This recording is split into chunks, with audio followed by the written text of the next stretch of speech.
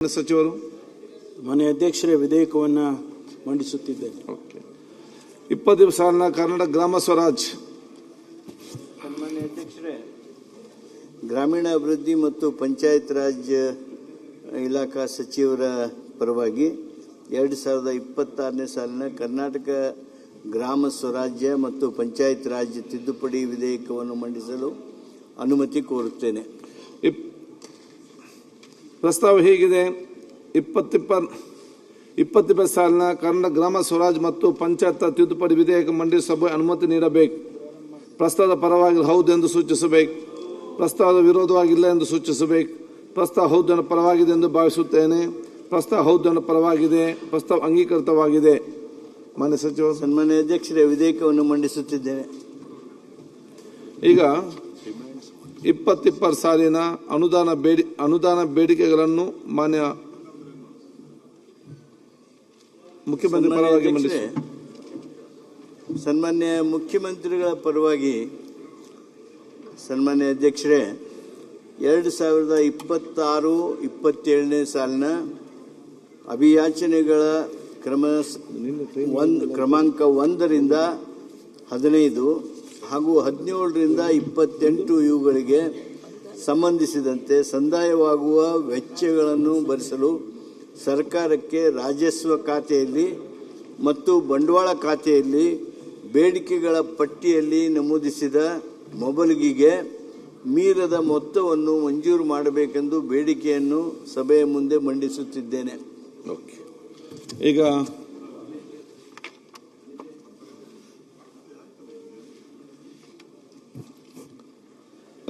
ಬರ್ತಾರೆ. ಮಾತಾಡಬೇಕಾಯ್ತು. ನಾನು ಮುಖ್ಯಮಂತ್ರಿಗಳು ವಿನಂತಿ ಮಾಡಿದ್ರು, ಅಂದ್ರೆ ಕೇಳಿದ್ರು, ನಾಳೆ ಮಾತಾಡಿ ನಾನು ಇರಬೇಕು ಅಂತ ಹೇಳಿದ್ರು. ಅದಕ್ಕೋಸ್ಕರ ಇದೆ. ಇಲ್ಲಾಂದ್ರೆ ನೆನ್ನೆ ಅರ್ಧ ಬರ್ಬೋದು. ಈಗ ಒಂದು ನಿನ್ನೆ ಬಹುಶಃ ಎಲ್ಲ ಸದಸ್ಯರಿಗೆ ಆ ಬಜೆಟ್ ಮತ್ತು ಇನ್ನಿತರ ಆರ್ಥಿಕ ವಿಷಯದ ಬಗ್ಗೆ ಮಾಹಿತಿ ಶಿಬಿರ ಇತ್ತು. ತಾವೆಲ್ಲ ಸದಸ್ಯರು ಬಹಳಷ್ಟು ಜನ ಬಂದು ಸಹಕರಿಸಿಕೊಂಡು ಅದು ಬಹುಶಃ ಅದರ ಮಾಹಿತಿ ಎಲ್ಲ ಪಡೆದಿದ್ದೀರಿ, ಪ್ರಶ್ನೆ ಕೇಳಿದ್ದೀರಿ. ಬಹುಶಃ ಎಲ್ಲರಿಗೂ ನನ್ನ ಕೃತಜ್ಞತೆ ನಾನು ಸಲ್ಲಿಸಲಿಕ್ಕೆ ನಾನು ಇವತ್ತು ಬಯಸ್ತೇನೆ. ಎರಡನೇದು, ಇವತ್ತು ನಮ್ಮ ಅನುದಾನ ಬೇಡಿಕೆಗಳ ಬಗ್ಗೆ ಚರ್ಚೆ ಪ್ರತಿಪಕ್ಷ ನಾಯಕರು ಪ್ರಾರಂಭ ಮಾಡ್ತಾರೆ. ಬಾಲ ಸದಸ್ಯರು ಚರ್ಚೆ ಮಾಡಲಿಕ್ಕೆ ಯಾರಿಗೆ ಅದನ್ನು ದಯವಿಟ್ಟು ತಮ್ಮ ಚೀಫ್ ವಿಪ್ ಮುಖಾಂತರ ನಮ್ಗೆ ಬರೆದು ಕಳಿಸಿ.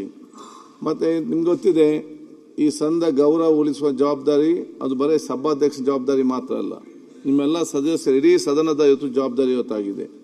ಒಂದು ಉತ್ತಮ ರೀತಿಯಿಂದ ಚರ್ಚೆ ನಡೀಬೇಕು, ಸದನ ಗೌರವ ಉಳಿಸಬೇಕು, ಅದೆಲ್ಲ ಜನಪ್ರತಿನಿಧಿಗಳ ಗೌರವ ಕೂಡ ಇವತ್ತು ಬರಬೇಕು. ಆದ ಕಾರಣ ಎಲ್ಲ ಸದಸ್ಯರು ಅವು ಆತ್ಮೋಲಕ ಮಾಡಿಕೊಂಡು ಯಾವುದೇ ಒಂದು ನಮಗೆ ಒಂದು ಅಗೌರವ ಬರುವ ರೀತಿಯಲ್ಲಿ ಯಾವುದೇ ನಡವಳಿಕೆ ಕೂಡ ಇರಬಾರ್ದು. ನಾವು BSc ಕೂಡ ಸ್ಪಷ್ಟವಾಗಿ ನಾನು ಹೇಳಿದ್ದೇನೆ.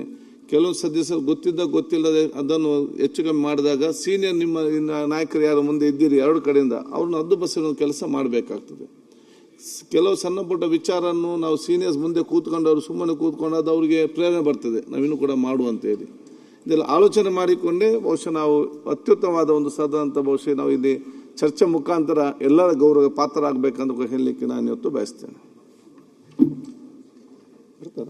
ಬರ್ತಾರೆ ಇಲ್ಲಿ ಜಾಯಿನ್ ಇಷ್ಟ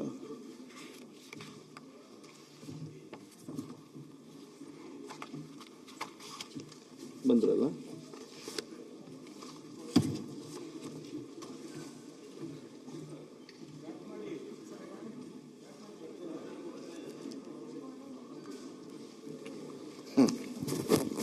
ನೆನ್ನೆನೆ ಹೇಳಿದ್ರೆ ಆಂದವೇ ಅಂತ ನೆನ್ನೆನೆ ಶುರು ಮಾಡ್ಬಿಡ್ತಾ ಇದ್ದೆ ನಾನು.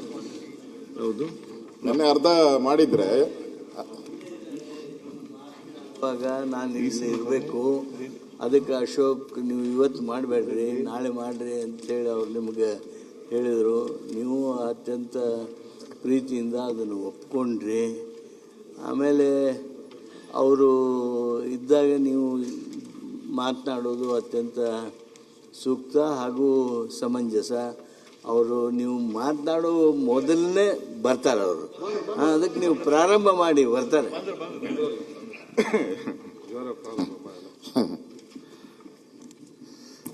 ನಿಮಗೋಸ್ಕರ ಕಾಯ್ತಾ ಇದ್ದೀರಿ ನೋಡಿ. ಕಾದಿರೋಳು ಶಬರಿ ಅನ್ನೋ ತರ ಆಯ್ತು ನಮ್ಮ ಕತೆ. ಬಂದಿರೋದು ನಾನು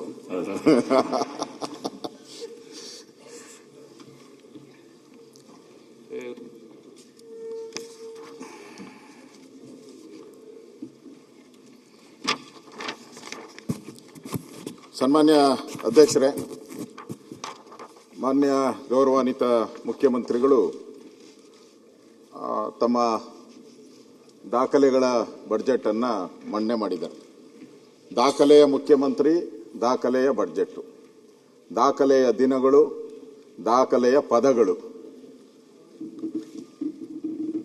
ಈ ಬಡ್ಜೆಟ್ಟು ನನಗೆ ಅವಕಾಶ ತಾವು ಮಾಡಿಕೊಟ್ಟಿದ್ದೀರಾ. ತಾವು ಕೂಡ ಈಗ ರಂಜಾನ್ ಹಬ್ಬದ ಉಪವಾಸದಲ್ಲಿದ್ದೀರಾ. ಉಪವಾಸದಲ್ಲಿ ಸ್ವಲ್ಪ ಕೋಪ ಜಾಸ್ತಿ ಇರ್ತೈತೆ. ದಯವಿಟ್ಟು ಶಾಂತತೆಯಿಂದ ಕೇಳಬೇಕು ಅಂತ ನಿಮ್ಮಲ್ಲಿ ಫಸ್ಟ್ ವಿನಂತಿ. ಯಾಕಂದರೆ ಸದಾ ನನಗೆ ಬೆಂಬಲವಾಗೇ ಇದ್ದೀರಾ, ಇದುವರೆಗೂ ನನಗೆ ಬೆಂಬಲವಾಗಿದ್ದೀರಾ. ಆಗ ನೋಡಕ್ಕೆ ಹೋದ್ರೆ ನನಗೆ ಬೆಂಬಲವಾಗಿದ್ದೀರಾ. ಸನ್ಮಾನ್ಯ ಅಧ್ಯಕ್ಷರೇ, ಈ ಬಡ್ಜೆಟ್ ಮಾನ್ಯ ಮುಖ್ಯಮಂತ್ರಿಗಳು ಏನು ಮಂಡನೆ ಮಾಡಿದ್ದಾರೆ, ಇದು ಕ್ರೆಡಿಟ್ ಕಾರ್ಡ್ ಬಡ್ಜೆಟ್. ಇದು ಹಣಕಾಸಿನ ಶಿಸ್ತು ಪಾಲನೆ ಇಲ್ಲ, ಸಾಲದ ಆಕ್ಸಿಜನ್ ಮೇಲೆ ನಿಂತಿರುವಂಥದ್ದು. ಸಾಲದ ಆಕ್ಸಿಜನ್. ನಮ್ಮ ಡಾಕ್ಟ್ರುಗಳು ಬಂದಿಲ್ಲ, ಡಾಕ್ಟ್ರುಗಳು ಹೇಳ್ತಾರೆ, ಈ ಪೇಷಂಟು, ತಾವು ಹೆಲ್ತ್ ಮಿನಿಸ್ಟರ್ ಆಗಿದ್ದೀರಿ, ಏನೋ ಸ್ವಲ್ಪ ಅತಂತ್ರ ಆಗ್ತಾನೆ, ಅವ್ರ ಪೇರೆಂಟ್ಸ್ ಎಲ್ಲ ಬಂದು ಗಲಾಟೆ ಮಾಡ್ತಾರೆ ಅಂದಾಗ ಏನು ಮಾಡ್ತಾರೆ, ಮೆಲ್ಲಗೆ ಶಿಫ್ಟ್ ಮಾಡಿಬಿಡ್ತಾರೆ, ವೆಂಟಿಲೇಟರ್ಗೆ ಶಿಫ್ಟ್ ಮಾಡಿಬಿಡ್ತಾರೆ. ಪೇರೆಂಟ್ಸ್ ಬಂದಾಗ ಹೇಳ್ತಾರೆ, ಇಲ್ಲ ಏನು ಪರವಾಗಿಲ್ಲ, ಬದುಕಿದ್ದಾರೆ ಅಂತ. ಡಾಕ್ಟ್ರಿಗೆ ಗೊತ್ತಿದೆ ಸತ್ತೋಗ್ಬಿಟ್ಟಿದೆ ಕೇಸು ಅಂತ. ಆದರೆ ಅವ್ರಿಗೆ ಹೇಳೋಕ್ಕೋಸ್ಕರ 2 ದಿನ 3 ದಿನ 4 ದಿನ ಎಷ್ಟು ದಿನ ಬೇಕಾದರೂ ವೆಂಟಿಲೇಟರ್ ಇಟ್ಕೊಂಡಿರ್ತಾರೆ. ಹಂಗೆ ಈ ವೆಂಟಿಲೇಟರಲ್ಲಿ ಆಕ್ಸಿಜನ್ ಅಲ್ಲಿ ಉಸಿರಾಡ್ತಾ ಇರುವಂತ ಬಡ್ಜೆಟ್ ಇದು ಜನಗಳನ್ನ ಸಿದ್ದರಾಮಯ್ಯನವರ ಒಂದು ಟ್ಯಾಕ್ಟಿಸ್ ಇದೆಯಲ್ಲ, ಆ ಟ್ಯಾಕ್ಟಿಸ್ ಅಲ್ಲಿ ಒಂಥರ ಮಂತ್ರ ಮಾಡಿ ಅಂಕಿ ಸಂಖ್ಯೆಗಳನ್ನ ಏರುಪೇರು ಮಾಡಿಕೊಂಡು ಅಡ್ಜಸ್ಟ್ ಮಾಡಿಕೊಂಡು ಈ ಒಂಥರ ಇದ್ರ ಮೇಲೆ ಸರ್ಕಸ್ ಹಗ್ಗದ ಮೇಲೆ ನಡೀತಾರಲ್ಲ, ಹಂಗೆ ನಡೆದಿದ್ದಾರೆ. ಇದು ಸರ್ಕಸ್ನ ಹಗ್ಗದ ಮೇಲೆ ನಡೀತಾ ಇರುವಂತ ಸಿದ್ದರಾಮಯ್ಯನವ್ರನ್ನ ನಾವು 17ನೇ ಬಡ್ಜೆಟಲ್ಲಿ ನೋಡ್ತಾ ಇದ್ರಿ. 17ನೇ ಬಡ್ಜೆಟಲ್ಲಿ ಇದೊಂಥರ ನನಗನ್ಸತ್ತೆ ಖಾಲಿ ಟ್ರಂಕ್. ಇದು ಒಂಥರ ನಾವು ಹೇಳಿದಿರಿ ಖಾಲಿ ಚೊಂಬು ಅಂತ. ಡಿ ಕೆ ಶಿವಕುಮಾರ್ ನೆನ್ನೆ ಹೋಗಿದ್ರಲ್ಲ ಸೆಂಟ್ರಲ್ ಗವರ್ಮೆಂಟ್ಗೆ, ಅವ್ರು ಹೇಳ್ಬೇಕು ಏನಕ್ಕೆ ಹೋಗಿದ್ರಿ ಅಂತ. ಖಾಲಿ ಡ್ರಮ್ ಅಂತ ಹೇಳೋಣ ನಾವು. ಇಲ್ಲ ಡಿ ಕೆ ಶಿವಕುಮಾರ್ ನಮ್ದು ಖಾಲಿ ಚೊಂಬೆ ಒಪ್ಕೊಳ್ಳೋಣ ಅಂತ. ಏನೋ ಚೊಂಬು ರೆಡಿ ಮಾಡ್ಕೊಂಡು ಬಜೆಟ್ ಓದಕ್ಕಿಂತ ಮುಂಚಿತಾಗೆ ಚೊಂಬು ರೆಡಿ ಮಾಡ್ಕೊಂಡು ಇಟ್ಕೊಂಡಿದ್ರ.